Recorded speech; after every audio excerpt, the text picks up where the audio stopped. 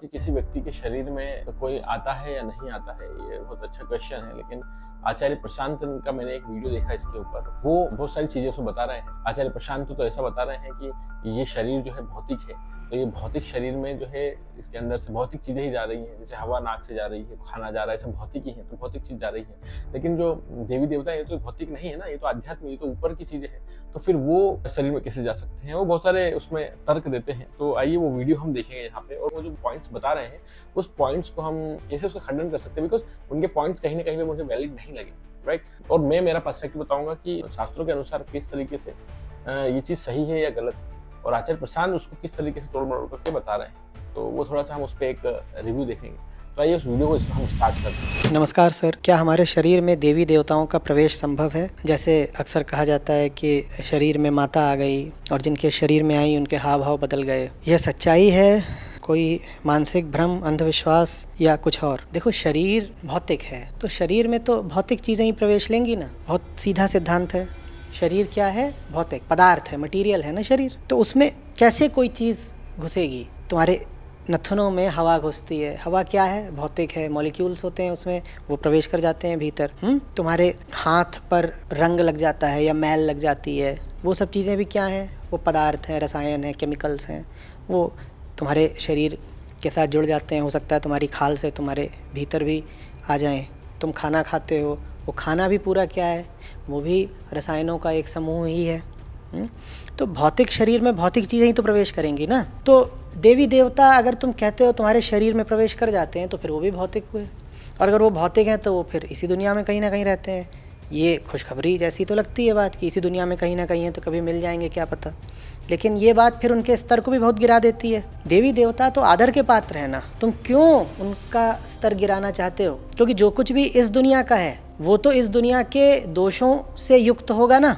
जो भी इस दुनिया का है वो तो फिर कभी जन्मेगा, जिएगा, बीमार पड़ेगा, बूढ़ा होगा और मर भी जाएगा। लेकिन हम तो अपने देवी देवताओं को जिस रूप में चित्रित करते हैं, जैसे उनकी मूर्तियाँ होती हैं, क्या तुमने उनकी उम्र को कभी बढ़ते घटते देखा है? अगर उनकी उम्र बढ़ घट नहीं रही है, अगर उनकी मृत्यु नहीं हो रही है, तो इसका मतलब वो इस दुनिया के नहीं हो सकते ना। इस दुनिया में तो जो कुछ भी है वो बदलेगा। पर क्या देवताओं की मूर्तियाँ बदली हैं कम से कम पिछले कुछ हज़ार सालों में?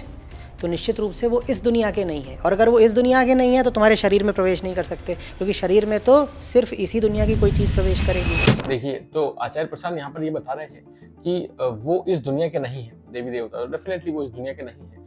लेकिन बोले कि अगर वो इस दुनिया के नहीं है तो फिर वो आपके शरीर में कैसे प्रवेश कर सकते हैं? तो देखिए, ये लॉजिक ठीक है उन्होंने दिया है, बट ये सही नहीं बैठता है।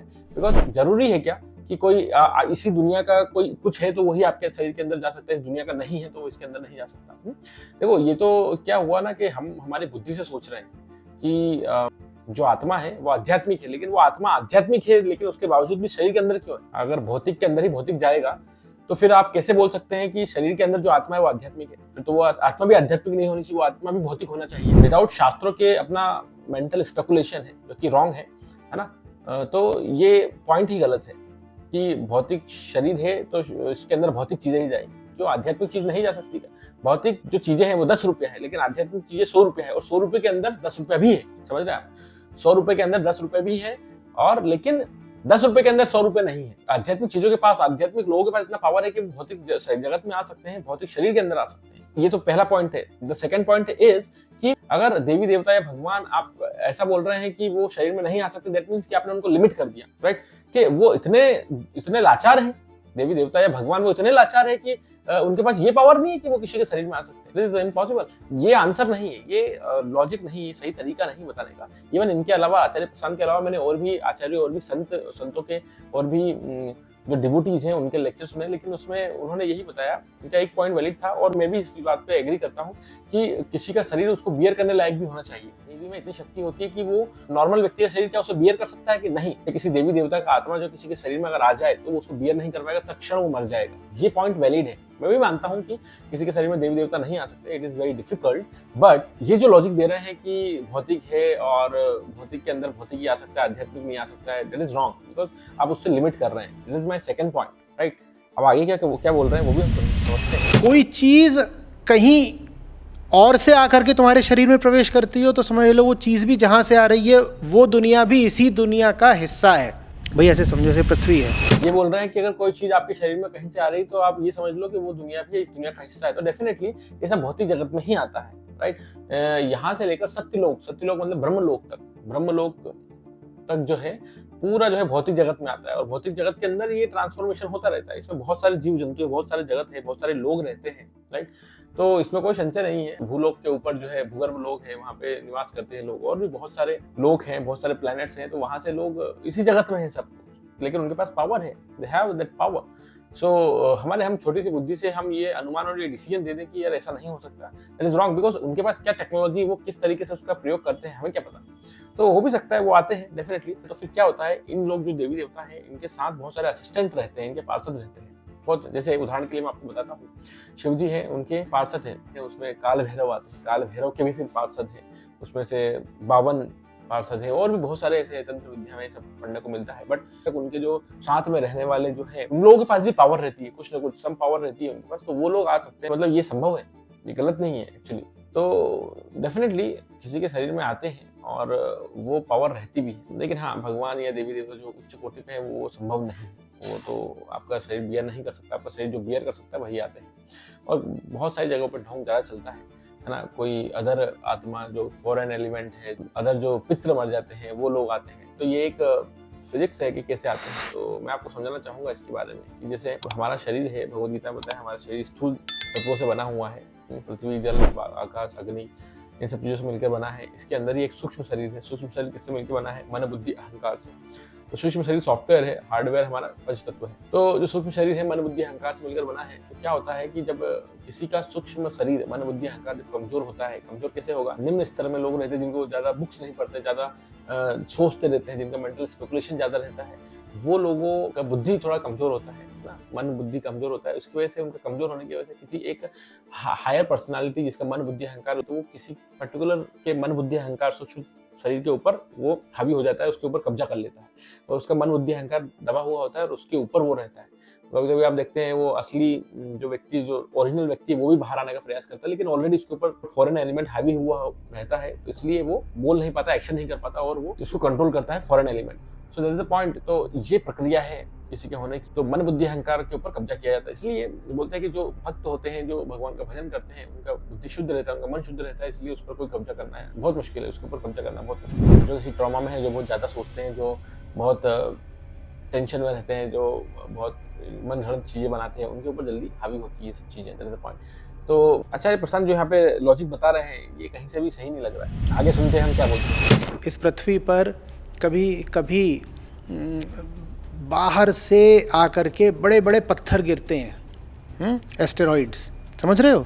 या ये जो तुम देखते हो ना उल्काएं रात में, शूटिंग स्टार्स, ये भी पृथ्वी के वायुमंडल में प्रवेश करते हैं। बड़ी बड़ी चट्टानें होती हैं, पृथ्वी के वायुमंडल में प्रवेश करती हैं, तो घर्षण से इनमें आग लग जाती है, फिर इनकी राख आ करके पृथ्वी पर गिरती है।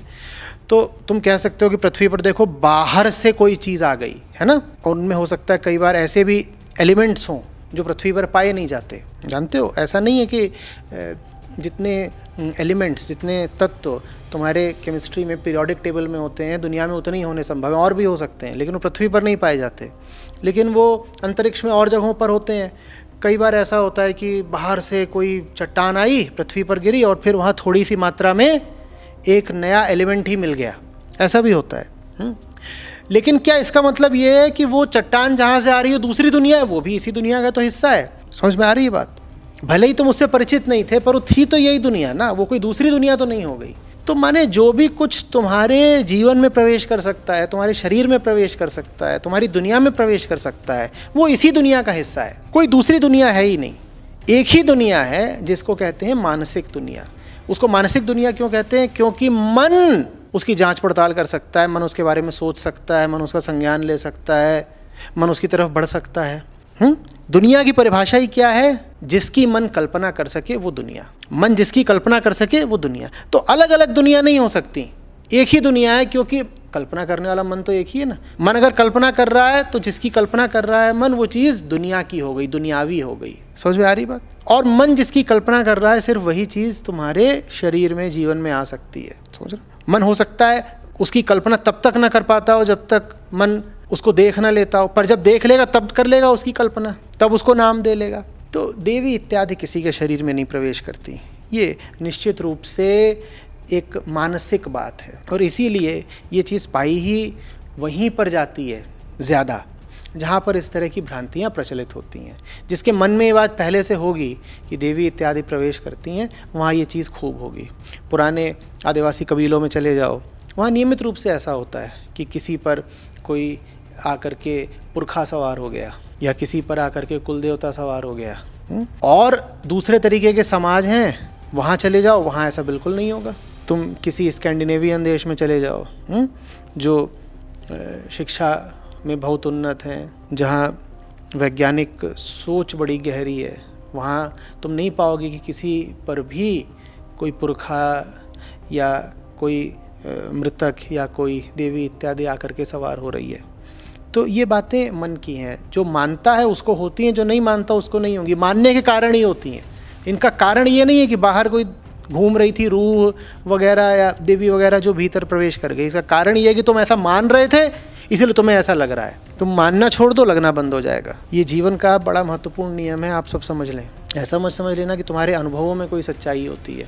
अक्सर तुम्हें वही अनुभव होता है जिसके लिए तुम तैयार बैठे होते हो। जिस चीज़ को तुम माने ही बैठे हो कि ऐसा है, वो चीज़ तुम्हें लगने भी लगती है कि हो गई।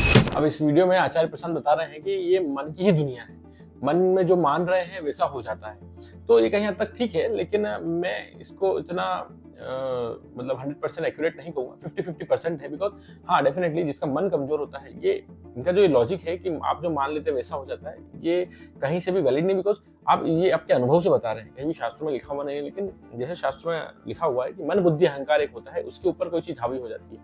दैट इज अ पॉइंट कि देखिए, किसी का मन तभी कमजोर होगा जब उसको कोई ट्रॉमा है या वो बार बार सोचता है, तो उसके ऊपर कोई हावी हो सकता है। और वो ये बोल रहे हैं कि वो किसी के बारे में सोचता रहता है, जो वो सोचता रहता है, जिस दुनिया के बारे में वो सोचता है वो हो जाता है। ऐसे तो फिर अगर मैं कुछ अच्छा सोचूं किसी दुनिया के बारे में, है ना, आप नेगेटिव सोच रहे हैं तो नेगेटिव हो रहा है, लेकिन मैं कुछ पॉजिटिव सोचूं, है ना, बार बार उसको सोच रहा हूँ, जैसे लॉ ऑफ अट्रैक्शन बोलते हैं लोग, लॉ ऑफ अट्रैक्शन, किसी के बारे में सोचते रहो तो वो चीज हो जाएगी।